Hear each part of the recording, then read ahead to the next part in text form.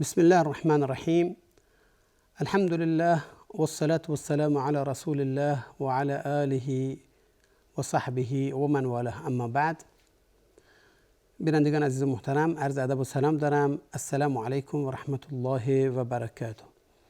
با برنامه فتاوا با شما هستم که در این برنامه طبق معمول سوالات رسیده شده رو پاسخ داده خواهد شد و شما بینندگان عزیز و محترم میتونید که سوالات شرعی خودتون رو با ایمیل هایی که زیرنویس خواهد شد ارسال بدارید تا اینکه در برنامه‌های بعدی ما به اون سوالات بپردازیم.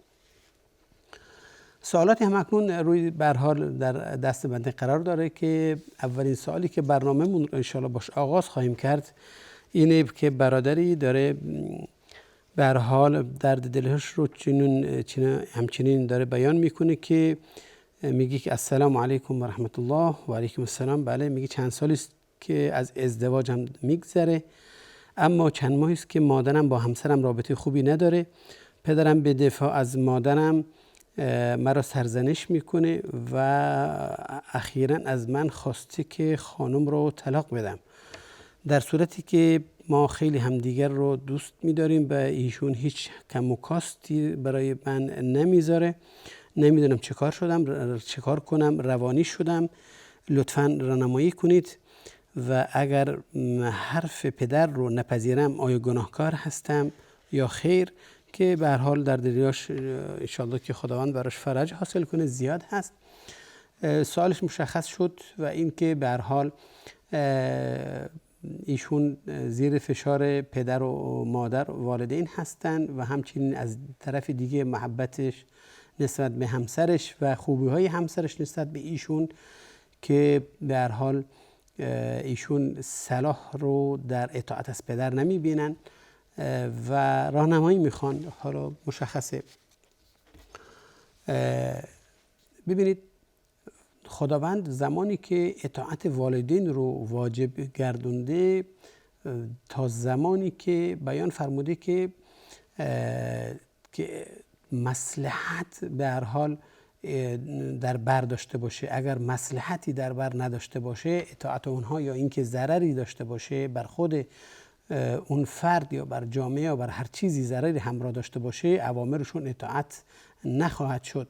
چنانچه خداوند عزوجل طبعا در آیه می‌فرماید وقتی که بیان میکنه به اطاعت از اونها و ان جاهداک علی ان تشرک بی ما لیس لک به علم فلا تطعهما و صاحبهما فی الدنیا معروفا. می‌فرماید که اگر اونها محاوله کردند که شما رو به هر حال از حقیقت خارج سازند و به من شرک بورزید، اون چیزی که به هر حال واقعیت نداره از شما بخواهند، شما اطاعت اونها را اطاعتشون نکنید، بلکه با مهربانی با آنها برخورد کنید، با آنها مهربان باشید. و در جایی می‌فرماید فلا تطع و قل لهم قولا کریما واخفض لهم جناح الذل من الرحمه. آیات بیان میکنه که یعنی نحوه برخورد شما میبایستی با مهربانی، با لطوفت، با محبت، با احترام این مسائل باشه، نه این که حالا اگر امر کردن شما به مخالفت ورزیدن یا به یک ضرری یا به هر اون چیزی که شما نمیپذیرید شما در مقابل اونها بایستید و اینکه خدای نخواسته بی احترامی کنید. پس اطاعت مشروط بر مصلحت هست. اطاعت بر اینکه به چیزی خوب دارن شما رو امر میکنن و به هر حال از شما میخوان، در اون مسائل انسان از اونها اطاعت خواهد کرد. پس مصلحت اگر چنان باشد که اونها میخواهند مصلحت شما در بر داشته باشه و شما به اون واقف باشید، در اینجا اطاعت اونها میگیم که لازم هست. اما اگر که مصلحت که نه بلکه ضرر هم داشته باشه دیگه اطاعت اونها لازم نیست و واجب نیست. ببینید، وقتی که پدری از شما یا از فرزندش میخواد که خانومش رو طلاق بده، غیر از این نیست که یا اینکه دلایل رو براش بیان میکنه، علت و عوامل اون چیزی که اون میخواد بیان میکنه و اون چیزی که تضاد با احکام شریعت داره، به هر حال با اخلاق اسلامی کنار نمیاد، همخوانی نداره. حالا از این جهت ایشون شما رو دارند به هر حال توجیه میکنن که حالا شما ازشون بپذیرید و خانم رو مثلا طلاق بدید، خب در این صورت وقتی شما واقعا این رو با قوانین شریعت مطابقت میکنید، میبینید که شاید حق داشته باشه، اینجا شما از ایشون مطابقت طبعا تبعیت میکنید. اما اگر هیچ دلیل نداشته باشه، بلکه برعکس حالا یک نوع حالا غیرت والدین هست دیگه نسبت به فرزندشون، این که محبت فرزندشون نسبت به ایشون کم شده به نظر خودشون، یا اینی که بگیم حالا محبت این پسرشون نسبت به خانمش زیاد شده و این چیزی است که شاید ایشون مثلا حالا در این عمر ایشون همچون توقعی رو نداشتن، یا اینی که نمیتونن بپذیرن، بلکه بر اساس همین غیرت و همین محبت از فرزندشون میخوان که حالا این کارو بکنه. خب در اینجا طبعا اطاعت نمیشه ازش، طبعا اینجا پذیرفتنی نیست این صحبت و این طلب، چرا که جایز نیست، صحیح نیست که شما بخواید حالا یک خانوادت رو به هر حال از همدیگه اجازه بدید که خانوادتون رو از همدیگه بپاشه، حالا خانمتون بیگناه، اون کسی که به شما محبت داره احترام میورزه، شما همچنین در مقابل همچنین هستین، حالا این رو به مجرد این که اونها فکر میکنن محبت شما نسبت به ایشون به خانمتون اضافی شده یا زیادتر از محبت والدین شده، حالا این وسیله میخواد قرار بده و شما رو وادار کنه به این امر، نه اینجا ازشون اطاعت نمیشه و این خلاف شریعت هست، خلاف دین هست، اصلا این طلب خلاف دینی طبعا پذیرفتنی نیست. شاید کسی بگه که ببینید در زمان رسول صلی الله علیه و سلم وقتی که حضرت عمر از پسرش عبدالله خواست که خانمش رو طلاق بده و ایشون نپذیرفتن، رسول الله صلی الله علیه و سلم عبدالله رو امر کردن که از پدرش اطاعت کنه، یعنی خانمش رو طلاق بده. خب اینجا میشه اطاعت والدین لازم هست دیگه. چطوری شما به هر حال این مسئله رو به این صورت بیان میکنید؟ میگه که اتفاقا همین مسئله رسیده به امام احمد رحمه الله، وارد شده که از امام احمد پرسیدن، فرمودن که نه، اطاعت والدین نکنید بلکه با خانمتون باشید، خانم رو حق ندارید طلاق بدید. ایشون گفتن که به هر حال به امام احمد گفته شد که خب پس شما چه کار میکنید با حدیث حضرت عمر که رسول الله صلی الله علیه و ابن عمر رو به هر حال امر کردن که اطاعت کنه از پدرش در طلاق همسرش. امام احمد جواب بسیار جالبی میده، میگه بهش بگو که اگر این پدر به جای حضرت عمر باشه، مانعی نداره که ما هم مانند ابن عمر این دستور رو اجرا کنیم، وقتی که به هر حال اون تقوای حضرت عمر رو طبعا نمیتونه داشته باشه و پس علت مشخص بوده که حضرت عمر این رو خواسته تا اونجایی که رسول الله صلی الله علیه و آله به هر حال قانع شدن دیگه و این امر کردن. پس وقتی که دستور دهنده اگر به منزله حضرت عمر باشه، مثل حضرت عمر باشه، خب در اینجا میگیم که مانعی نداره که حرفش پذیرفتنی باشه. اما چنین چیزی نیست. بعد برادرمون در سوالاتشو باز ادامه دادن و فرمودن که ایشون مرا تهدید کردن به حتی به فراق مادرم، به طلاق مادرم. میگه که فشارش اینقدر زیاده که گفته اگر شما این کار نکنید من مادرتو طلاق میدم. خب ظاهرا حالا نمیدونیم دیگه، به هر حال ایشون فکر دیگری شاید داشته باشن این پدر و الا کسی این کار رو نمیکنه که فرزند رو به طلاق مادرش تهدید کنه. میگم اگر که ایشون علت رو بیان کردن به شما و خب که مشکلات اخلاقی داره، مثلا حالا برای حفظ نسل و هر حال فرزندانش این داره این کارو میکنه، همچین چیزی برای شما ثابت شد، خب درسته، و الا ضرر با ضرر جواب داده نخواهد شد. و اینطور نیست که الضرر لا یزال بمثله، کما قاعده فقهی هست دیگه که ضرر با یک ضرر مثل خودش به هر حال جبران نمیشه. انسان نمیشه که میگه که اگر میخوام مثلا من شما رو به قتل نرسونم، شما باید فلانی رو به قتل برسونید تا اینکه من شما رو به قتل نرسونم. نه، چنین چیزی جایز نیست، حرام است. و این اجبار این عمل رو چیکار به هر حال مباح نمیگردونه. خب یک کار حرام یک حلالی رو مباح نمیگردونه و این صحیح نیست و جایز نیست. حالا ولو هم که ایشون این کارو بکنن، اما شما هیچ گناهی ندارید و شما میبایستی طبعا حفظ کنید بر اون به هر حال برنامه و رابطه‌ای که دارید با همسرتون و نباید این گذراست انشالله و خواهد گذشت و بعدها متوجه خواهند شد که ایشون در چه اشتباهی هستن. مثلا اگر علت همون حالا غیرت‌های پدر و مادری و اینها باشه. بعد فرزند ایشون برادرمون میفرمایند که اگر من به ظاهر طلاق بدم، به ظاهر، اما این نیت رو نداشته باشم، معنی نداره برای رضای خاطر اونها که من خانمم رو طلاق بدم و ببینید بعضی مسائل درش حالا حقیقت و غیر حقیقت نداره، هر چیزی درش صحیح است. در حدیثی است که رسول الله می‌فرماید که ثلاث جدهن جد و هزلهن جد، او کما قال صلی الله علیه و سه چیزی که در اونها مسخره جا نداره، همه چیز حقیقته، هم در حالت به هر حال شوخیش اون واقعیت مبدل به حساب میاد و هم در حالت که شما واقعیت دارید بیان بکنید. چیه؟ النکاح و الطلاق و الرجعه، او کما قال صلی الله علیه و سلم. این سه چیز هست: طلاق و ازدواج کردن، عقد گفتن که کسی بگه بله من دخترم رو به عقد شما در بیارم، مثلا اون بعد بگن که من دارم به هر حال دارم جوک میگم، مسخره میکنم. نه، چون چیزی مسخره نداره. و اینکه طلاق، کسی بخواد طلاق صریح بگه، ببینید علما گفتن که فقها بر اینن که کسی زنش رو بخواد طلاق بده، اگر لفظ طلاق رو به زبان آورده باشه و داره متوجه هست که داره چی میگه و بعدها بگه که ادعا کنه نه من نیت طلاق رو، درسته من طلاق رو گفتم این کارم کردم اما من نیتش رو نداشتم، این پذیرفتنی نیست، ازش قبول نمیشه. زیرا که ایشون میدونن طلاق یعنی چیه و لفظ طلاق هم به زبان آوردن. حالا اینجا دیگه نمیشه بگیم که حالا شما داشتید به خاطر مصلحت حالا این که پدر و مادرتون راضی باشن شما این کار انجام دادید، نه، این طلاق به حساب میاد. پس نبایستی این کار کرد، میبایستی شما به یک نحوی اونها را قانع کنید، یا اینکه افرادهایی رو به هر حال با اینچون بنشینن، عموات باشه، حالا دایی باشه، کسان دیگه باشه، با پدر و مادرتون بنشینن و براشون توضیح بدن، واضح کنن براشون که اون چیزی که اینها میخوان حالا شدنی نیست، یا اینکه از نظر ایمانی خطرناک هست، غلط هست، اشتباه هست، گناه هست. و این مسائل ها باعث بشون براشون به هر حال آشکار بشه، فهمونده بشه به اونها تا اینکه از تصمیم خودشون برگردن. اما اینکه بخواید شما این رو در ظاهر کار کنید، نه، این امر صحیح نیست و این جایز نیست و طلاق واقع میشه. حال اگر هم این کار کرده باشید طلاق هم واقع بشه، بازم طلاق رجعی به حساب میاد. یعنی اینطور نیست که دیگه حالا دیگه شما دیگه از هم دیگه کلا جدا شدین و بر هم دیگه حرام گشتین، نه خیر. تا زمانی که ایشون در عده هستن شما حق رجعت دارید اگر چون چیزی شده باشه. حالا ایشون فقط در حد یک سوال مطرح کردن که اگر این کار کنم چطور هست، میگیم که نه خیر، جایز نیست و صحیح نیست که شما این کارو بکنید.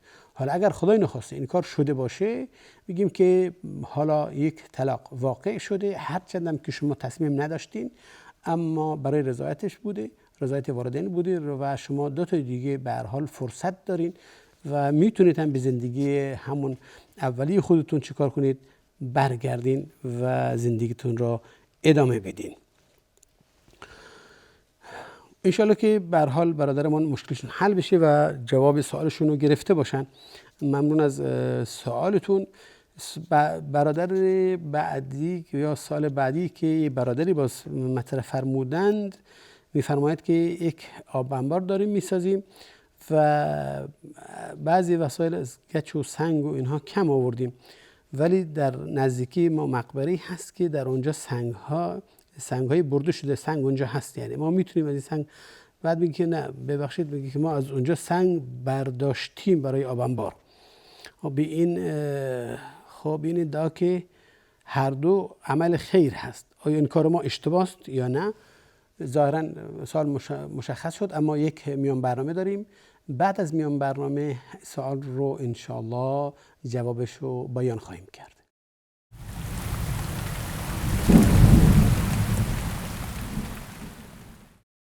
با سلام مجدد خدمت شما برادران و خواهرانی که با ما هستید، برنامه رو دنبال میکنید. سوالی که مطرح شده همکنون این که ایشون دارن آب انبار میسازن و حالا از وسایل کم آوردن و به هر حال در مقبره که حالا شاید سنگ و به هر حال شن و ماسه و چیزایی بوده گرفتن و به کار گرفتن در آب انبار و دلیلشون هم این بوده که هر دو عمل خیر هست و برای عمل خیر داریم این کارو میکنیم، پس درش گناهی نیست. سوالشون این بود، ظاهرا بهشون گفتن که چنین چیزی صحیح نیست، حالا سوالو مطرح کردن. خب ممنون از این که به هر حال اعتبار دادن و سوالشون رو در اینجا مطرح کردن که از برنامه ما سوالشون رو جوابشون رو دریافت کنن. ببینید وسایلی که وجود داره حالا بعضی موقع خاص هست، بعضی موقع عام هست. وسایل خاص که مشخص افرادهای به هر حال صاحب خاصی داره، اما اون چیزی که در وقف هست به هر حال عام منفعت داره به کار میره. بعضی موقع همینم خودش وجهات مختلفی داره. های ببینید مثلا حالا شما گچ و سنگ و این چیزا رو آوردید برای آب انبار، درسته، عمل خیر هست، اما یکی داره مدرسه میسازه، مدرسه هم برای خیر هست، مدرسه شخصی نیست داخل. خب حالا بگیم که اون چیزی که برای مدرسه خریداری میشه خب برای مسجد خب خریداری نشده، شاید اون طرفی که پول داده برای مدرسه داده نه برای مسجد، وقفش رو معین کرده، خاص کرده، مشخص کرده. همچنین اون کسی که وسایل رو برای آب انبار داره فراهم میکنه یا فراهم کرده، خب شاید نمیخواد به مقبره بده و خب میدونه مقبره هم میخواد برای اونجا هم اگر بخواد میتونه فراهم کنه. پس موقوف بازم اگر جهتش مشخص شد، اگر محل صرف رو معین شد، دیگه از اونجا نمیشه به جای دیگه برد یا در منافع دیگری به کار گرفت، به این منظور که حالا همه اعمال خیر هستن و همه دیگران ازش استفاده میکنن، برای فرد خاصی نیست. پس درسته، نه خیر، چون چیزی فتوا داده نشده و علما اجازه ندادن. پس این که شما از وسایل مقبره رو بردین برای در مسجد یا برای حالا مدرسه یا برای آب انبار که خودتون فرمودین به کار گرفتین، این شما دیگه حتما میبایستی به اون مقداری که گرفتین عوضش رو ببرین و برگردونین به محلش، به اون چیزی که حالا اون صاحبش وقف اون کرده، مگر اینکه این آب انبار تابع مقبره باشه. تابع حالا فکر کنید حالا یک ساختمانی میسازید برای مقبره مردم درش استراحت کنن، یا اینکه آب بردید که مردم بتونن اونجا وضو بگیرن، برای نماز میت بخوان اونجا نماز بخونن.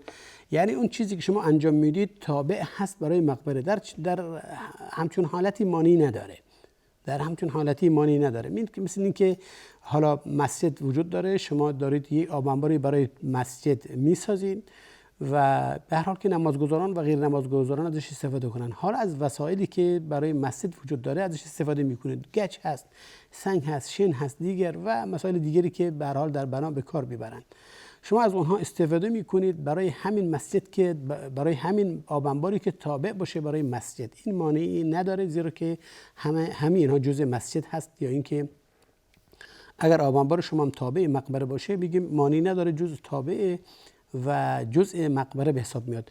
اما اگر آب انبار در جای دیگری هست، نزدیکای اونجاست و بس، اما تابع مقبره نیست و کاری به مقبره نداره، اینجاست که شما حق نداشتین این رو بردارین از مقبره و به کار بگیرید برای خودتون، بلکه حالا شما که به عنوان قرض گرفتین، به عنوان مسئله حالا نمیدونستین، میتونید به جاش براش فراهم کنید و بخرید و سر جاش برگردونید تا اینکه از این اشکال به هر حال بیرون بیاید که حالا صحیح هست یا صحیح نیست. معذرت میخوام.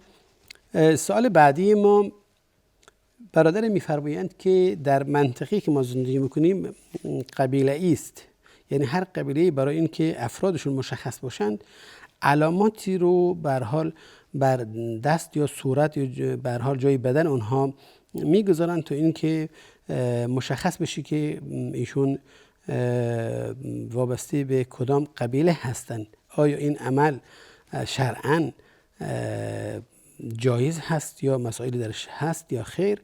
خب طبعا این یه نوع تعذیب هست بر جسم، یک نوع تعذیب هست که ضرورتی نداره و این کارو میکنن. در این همین عمل علامتگذاری همون وشم هست در لغت عربی که رسول الله صلی الله علیه و سلم ازش نهی کرده و در یک حدیثی که میفرماید لعن الله الواشمه والمستوشمه. الواشمه والمستوشمه یعنی اونایی که علامت میذارن، اونایی که خال میزنن، اونایی که حالا در دست باشه، صورت باشه، در هر جایی از اندام باشه علامت گذاری میکنن و این علامت گذاری طبعا جایز نیست و نهی شده و ممنوع هست که این کار رو انجام بگیره روی بدن. خصوصا حالا متاسفانه افرادهای بزرگان قبیله، والدین، اینها چیکار میکنن؟ بر روی بدن بچه یا طفل این کار رو انجام میدن که طبعا واقعا این متاسفانه عمل غیر شرعی است و نبایستی این کار کرد. تا اونجایی که علما گفتن اگر کسانی بدنشون رو خالکوبی کرده باشند، حالا دستشون، صورتشون، هر جایی از بدنشون، لازم هست که این رو محو کنن، اون رو از بین ببرن، اگر حالا درش تعذیبی نباشه، اذیت نباشه، این که خطری صحت و حیات اون فرد رو تهدید نکنه، یعنی که فشارهایی براش نیاد که حالا طاقت فرسا باشه. در این صورت این سعی کنه که این رو از بین ببره. اما اگر نشد و یا اینکه سبب میشد که انسان منافع یک عضوی رو از دست بده، یعنی که ضرراتی بهش برسه و تعذیب ببینه، در این گفتن که حال به هر حال اینجا توبه کافی هست و از بین بردنش دیگه از راه ناچارگیستی انسان تسلیم میشه. و اما انسان میبایستی اعتقاد داشته باشه که دچار اشتباه بزرگی شده و خطایی صورت گرفته و به هر حال کار حرمتی انجام داده که میبایستی پشیمانی خودش رو اظهار کنه یا بگیم توبه کنه. خب این سوالی نیست.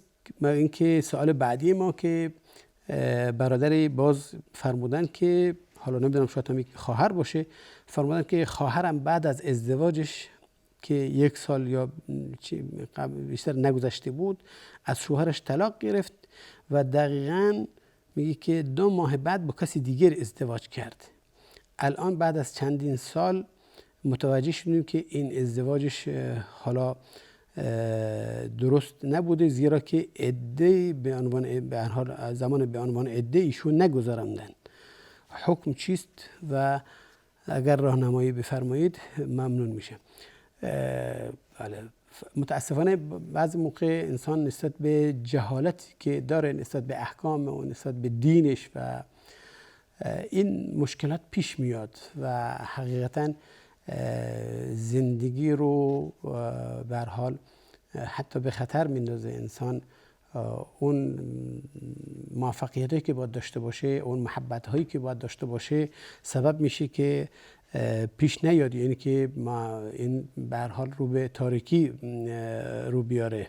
ببینید ایشون الان مدتی که ازدواج کردن و اون عده شرعی که دین در نظر گرفته رو برای هر کسی که از همسرش جدا بشه، یعنی هر زنی که هر خانومی که از همسرش جدا بشه، حالا به هر علتی میخواد باشه، طلاق بخواد باشه، زن خلع کرده باشه، شوهر از دست داده باشه، به هر حال مدت زمان است که زن میبایستی به هر حال ازدواج نکنه و منتظر بمونه تا اینکه حداقل در ظاهرش ثابت بشه که ایشون حامل نیستن و رحمشون به هر حال پاک هست، مبراست از حمل. و بعد از این مدت معینی که قرآن مشخص کرده، دین مشخص کرده، ایشون میتونن ازدواج مجدد داشته باشن. حالا طبق اصول و برنامه‌هایی که هست اینجاست که خداوند میفرماید که والمطلقات یتربصن بانفسهن 3 قروء. اونایی که طلاق میگیرن میبایستی 3 پاکی یا 3 مدت معین در عادت ماهیانه باید انتظاری بکشن، یعنی حق ازدواج ندارن. وقتی گفتن حق ازدواج ندارن یعنی ازدواج صحیح نیست، اگر صورت بپذیره هم صحیح نیست. و همچنین کسانی که شوهرشون از دست میدن بازم اونا عده دارن، هرچند که ایامش فرق میکنه، بیشتره. 4 اشهر و 10 گفته والذین یتوفون منکم و یذرون ازواجا یتربصن بانفسهن 4 اشهر و 10. اینها دیگه 4 ماه 10 روز میشن. به هر حال یک زمانی هست که میبایست اینها در حال انتظار باشند، یعنی حق ازدواج مجدد ندارند مگر در اون مدت بر همون شوهر که طلاق اول داده باشه یا دوم داده باشه، حالا بخواد در اون ایام برگردونه. خب این امتیازی به اون مرد داده شده برای ترغیب و تشویق به این که نره دنبال زن دیگه، اینکه به همون خانم خودش رو برگردونه تحت عصمت خودش، اینکه باهاش به هر حال صلح و صفا داشته باشه، این امتیاز بهش داده که چیه در این ایام میتونن برگردن به سر زندگی خودشون بدون که بخواد مهری مصرف کنه، بدون که بخواد خرجی دوباره داشته باشه، بدون که بخواد حالا افرادهایی در وسط میان جیگری کنن برای خطوبه و اینا. نه، این حق داره، یک امتیاز حقیقتا اینکه برگردن به زندگی خودشون ادامه بدن و فرزندی که به هر حال در بین اونهاست اینکه به مشکل به هر حال به حالا غم و اندوه فقدان پدر به هر حال اینها متحمل نشن. اینجاست که اما اگر که کسی دیگه باشه دی حتما میبایستی این مدت بگذرونه، حتما میبایستی ثلاثه قروء یا بگیم 3 ماه یا 3 عادات ماهیانه یا 3 پاکی بعد از عادات ماهیانه ها، حتما میبایستی این ایام رو بگذرونه. بعد حق ازدواج مجدد داره با فرد دیگر. حال ایشون این ازدواج رو کردن، متاسفانه این ایام هم سپری نشده و 3 ماه به دست نیاورده، چنانچه ایشون فرمودن دقیقاً بعد از 2 ماه. ببینید حالا یک مسئله که هست، ایشون میبایستی خودشون مطمئن باشن که آیا بعد از وقوع طلاقش که طلاق گرفته، به قطع نظر از اینکه طلاق حالا همه متاسفانه مردان هم مطلع نیستن از احکام دینشون که بگیم طلاق سنی یعنی چی، طلاق بدعی یعنی چه، کدام طلاق سنی هست که در سنت انسان در این زمان واقع شده باشه و اینکه حالا غیر اون هست بدعی هست، این هم متاسفانه مردان همه نمیدونن. و حالا به قطع نظر از این مسئله بایستی بگیم که آیا ایشون خواهرمون عادات ماهیانش 3 ماه طی شده یا نه. ببخشید، اگر 3 عادت ماهیانه طی شده باشه، به قطع نظر از اینکه ایشون فکر کنن حالا 2 ماه شده یا 3 ماه شده، ایشون مطمئن هستن خب دیگه الحمدلله هر چیزی سر جاش بوده. این که بگیم 2 عادت ماهیانه براش پیش اومده، 3 پاکی، یعنی زمانی به هر حال طلاق گرفته، بعد عادت ماهیانه شده، بعد پاک شده، خب میشه پاکی دوم دیگه. بعد عادت ماهیانه شده میشه برای بار دوم عادت ماهیانه، بعد پاک شده باشه میشه سوم. خب در این تموم شد دیگه، این 3 پاکی براش اومده الان دیگه، عادت ماهیانه براش پیش میاد و ازدواج میکنه. حالا اگر چنین چیزی باشه، سال کننده خودش نیستن البته، حالا خواهرشون هستن، اگر بگی که نه چنین چیزی بوده، خب ان شاء الله الحمدلله هر چیز سر جاش بوده. اما اگر واقعا مشون مطمئن هستن که عده شرعی رو طی نکردن ایشون و این ازدواج صورت گرفته، اولا بله ظاهرا ما این میان برنامه بدونیم. قبل از که به این مطلب بپردازم، میان برنامه رو میبینیم، بعد مسئله رو ان شاء الله دنبال خواهیم کرد.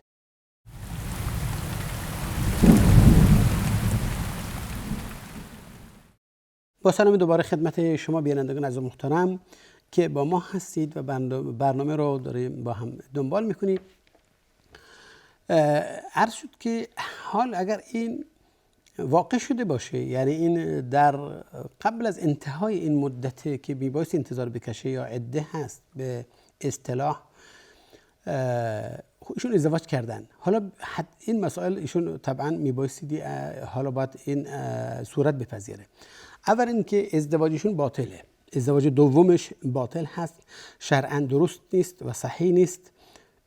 و اگر باطل شده باشه طبعا ایشون میبایسته بین این دو جدایی بیفته، یعنی حالا دیگه دختر باید برگرده، خانم باید برگرده خونه پدر و مادرش، این شوهرش به حساب نمیاد، نامحرم هست.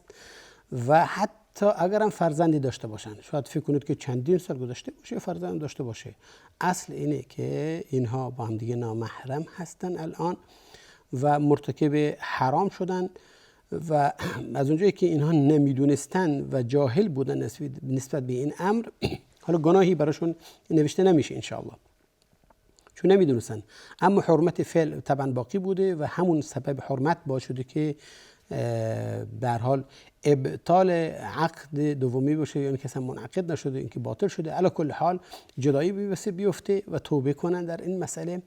اون چیزی که الان لازم این خانم هست این که بقیه ایامی که مونده، فکر کنید 1 ماه از اون عده سابق شوهر اولیش مونده باشه، میبایستی رو این طی کنه. یعنی حالا 2 ماه گذشته، فکر کنید از عده اولی باید این رو کامل کنه. این عده رو بگیره کامل کنه. وقتی که عده کامل شد، از عده خارج شد، حالا دیگه عده اولی تمام شده، حالا میتونه ازدواج کنه. اگر میخواد با همین شوهر، با همین مرد که شوهرش بوده الان ازش جدا شده میخواد برگرده، میتونه با این ازدواج کنه و به این برگرده و طبعا دیگه عقد جدید خونده میشه. میدونید که عقد جدید و مهر جدید هست، زیرا که عقدی نبوده، شرعی نبوده، اصلا حلالیت نداشته. و اینجاست که الان عقد شرعی که حلال کننده این مرد و زن با هم باشه براشون این رو خونده میشه و مهر بسته میشه و تموم شد با هم. حالا دیگه مهر لازم، معذرت میخوام، عده دیگه نداره به اون عده شوهر اولیش فقط که کامل کنه. اما اگر بخواد دیگه این مرد رو نخواد یا اینکه خانم اون مرد رو نخواد، فرق نمیکنه. فکر کنید خب میبایست دیگه الان دیگه 3 پاکی دیگه یا 3 عادات ماهیانه دیگه باید طی کنه مال این مرد دوم که اشتباهاً با هم دیگه ازدواج کردن باش. باید اینم، چون ایشون هم به هر حال که عده دارن، اگرچه خطا بوده، اگرچه شبهه درش هست، ازدواج شبهه‌ای بوده، پس ایشون هم همچنین میبایستی چیکار کنه؟ عده دوم بگیره اگر بخواد همسری غیر از این آقا اختیار کنه. اما اگر بخواد به همین شخص برگرده دیگه لازم نیست که عده این آقا داشته باشه، بلکه به حالا عقد نکاح این در میاد و زندگی خودشون رو با هم ادامه میدن و بر سر هم هستن و ان شاء الله تعالی که میسر باشه امور. مسئله دیگه فکر نکنم که فراموش شده باشه این هست و امیدوارم که خداوند توفیق بده، خصوصا در این مسائل ها انسان به احکام و به هر حال دستورات دین انسان اطلاع پیدا کنه، یا اینکه قبل از که انسان دست به کاری بزنه مشاوره انجام بده با علما، با هیئت فتاوا، با امام جماعت اگر اهل علم باشند، به هر حال استشاره انجام داده بشه که حکم شرع در این مسائل رو بدونن، حد و مرزها را مشخص کنن تا اینکه مرتکب این خطاهای بزرگ و فاحش انسان نشه و مسئله خیلی بزرگتر از اونه. ببینید خب بعضی موقع انسان به هر حال روش نمیشه، شرمش میاد که بگه من ازدواج کردم قبل از که عده تمام بشه، حالا دیگه به هر حال بخواد ازم جدا بشه و به هر حال یک سرصدای میپیچه. اینها طبعا شاید در صورتی که در تطبیق مسئله احکام انسان دیگه حیایی وجود نداره، مشکلی نیست. آخه این که خطا حیا همون اولش بوده که حالا دیگه گذشته، دیگه مسئله نیست که انسان بخواد به هر حال مراعات کنه، بلکه پس بهتره که قبل از این زمان برسه انسان یک مشاوره انجام بده، سوال کنه، تحقیق کنه، بپرسه تا اینکه اونها رو به حق هدایت بشن ان شاء الله تعالی. میگه سلام خدمت برادر، میگه که سوالی داشتم و آن این که اگر وقتی کسی فوت کنه از نزدیکانمون ما میتونیم گروهی تشکیل بدیم در صورت واتساپ یا وسایل دیگر و تواصل اجتماعی که برای اون میت قرآن بخونیم و ختم داشته باشیم؟ آیا این عمل ما درست هست یا خیر؟ ببینید امروزها طبعا مسائل با کثرت وسایل ارتباطات و نزدیک شدن مردم عملاً به هم دیگه خیلی کارها حالا صورت میگیره که میبایستی حقیقتا این اعمال رو در قالب شرع سنجید. میت خب دوستانش، عزیزانش، اونایی که بازماندگانش که نزدیکانش هستن، طبعا همون اوائل دیگه بیشتر از هر زمانی مهر و محبت از خودشون نشون میدن، براش میخوان کارهایی براش کنن که به هر حال درجات ایشون بالاتر بره و در حال فیض ببره و ثوابی براش نوشته بشه. حالا اما ببینید که این کارهایی که ما میخوایم انجام بدیم هرچند بر اساس مهر و محبت و عطوفت هست، اما میبایستی در قالب شرع باشه. اگر طبق اصول و برنامه و دستورات شرع باشه حتما ایشون میت ازش استفاده خواهد برد و همچنین شما زحمتتون هدر نخواهد رفت براتون اجر خواهد نوشت خداوند عزوجل و همچنین میت استفاده خواهد برد از برکت فعل شما که خدمتتون عرض شد. اما اگر خارج از این باشه خب دیگه هیچ کس نمیدونه که این اعمال شما ارزشی داره یا نه. خب بگیم که حقا اگر ارزش داشت شریعت بشه اشاره میکرد. وقتی شریعت بهش اشاره نکرده هرچند در منظر شما زیبا باشه و درست باشه، اما وقتی شرع بهش نپرداخته باشه یعنی هیچ، یعنی اصلی نداره، یعنی بدعت به حساب میاد. یعنی کاری که شما دارید انجام میدید فقط ضررشو دارید به خودتون میزنید. در اصل مسئله قرآن خوندن، خود قرآن خوندن عبادته، شکی درش نیست. انسان مشغول شدن به کلام خداوند عزوجل هست، یعنی حضور یافتن در مجلس خداوندی که داره صحبت میکنه برات. آیا این ثواب رو میتونید ببخشید یا نه؟ به هر حال یک بحثه، علما درش خلاف دارن که آیا این فقط ثوابش برمیگرده به خودت یا اینکه شما میتونید ثواب رو ببخشید.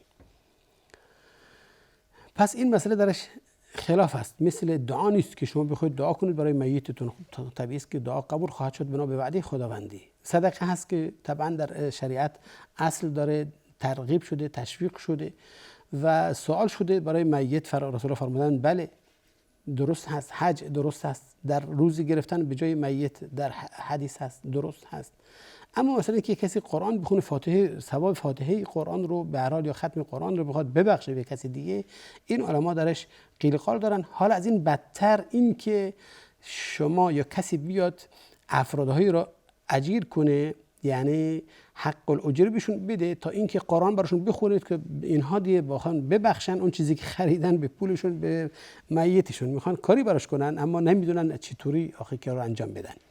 خب این طبعا این صحیح نیست، این غلطه و این اشتباه است. خب شما که میخواید پولی بپردازید، برید به این بیمار تو خودش علاج کنه، بدید به یک دانشجویی که نیازمند هست تا درساشو کامل کنه، به مدرسه‌ای براش درست کنید. اگر ممکن است در یک مسجدی به هر حال قرار بدید تا مصارف مسجد داده بشه.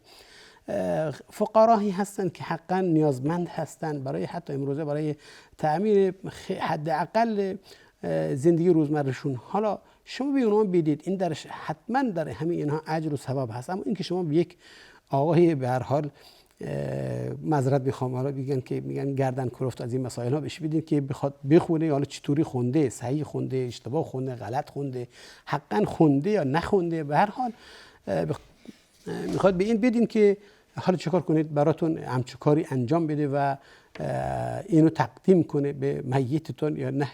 کاملا این اشتباه است، این غلطه، این درست نیست که به این صورت باشه. اما مسئله‌ای که برادرمون سوال کردن که سوال بحثمون اینجا کشیده شد، این که اولا ببینید گفتیم که این وجود نداشته و نبوده و درباره ثواب قرآن بخشیدن به دیگران بین علما خلاف هست و درش نصی وجود نداره، در شریعت نصی وجود نداره که بگیم مهر صحت رو بذاریم به این امر. این اولا که بس یک مسئله خلافی است که بعضی گفتن حالا اجر هست، ما اجر گیرتون اومده، شما میتونید اجر خودتون رو ببخشید، یعنی از خدا بخواید دعا کنید که این ثواب هم به میتتون برسه.